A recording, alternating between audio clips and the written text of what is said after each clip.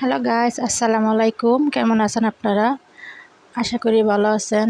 আপনাদের আমরা ভালো আছি আলহামদুলিল্লাহ। আজকে আমি বাটা মাছ দিয়া তারপরে কালা বেগুন দিয়া পাক করবো। পুরা ভিডিও দেখবেন। এটা আমার গাছের কালা বেগুন গাছ লাগাইছিলাম যে গাছের। তারপরে আর মাছও মানে তন্তাজা মাছ আঙ্গা ফুসকুনিতে মাছ উঠাইছে সেই মাছ মানে বাটা মাছ আমি খাবার পরে করতেছি মানে ভিডিও বাজ দিতেছি। তারপরে মানে মাছটা খাইতে অনেক ভালো লাগছে।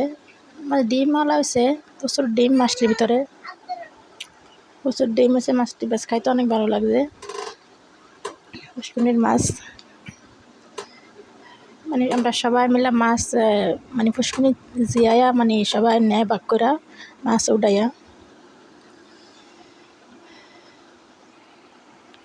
মানে একবেলা জ্বরে যেমন 6-7 কেজি করে নিতে পারে প্রতি ঘরে, এরকম করে করে ধরে। পুষ্কুনি অনেক বড় পুষ্কুনি।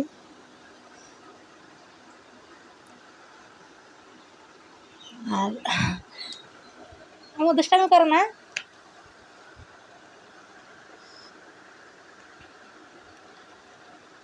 মানে তন্তাজা মাছ খাইতে তো অনেক ভালো লাগে। মানে বাজাও মানে কড়াকড়ি করছে, কারণ আমার ছেলে পছন্দ করে না মানে কড়া করে বাজি না করলে।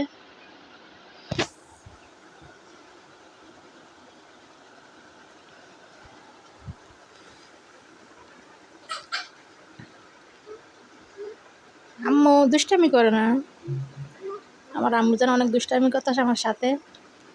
মানে ওই খাইতে বসে, আমার খাবার শেষ হয়েছে, ওর খানা রয়েছে, ওই খাইতেছে, আমি বয়স দিতেছি। মানে কথা বলতেছে না কিন্তু এমনি দুষ্টামি করতেছে। আম্মু খাও, যাও। তারপরে করলা ভাজি আছে, তারপরে আর কাঁঠালের বিচি দেওয়া শুটকি দেওয়া ডাডা দিয়া আলু দা ফাঁক করছিলাম ওটি আছে। আর এই যে মাছ তরকারি, এতটুকু মানে রান্না শেষ।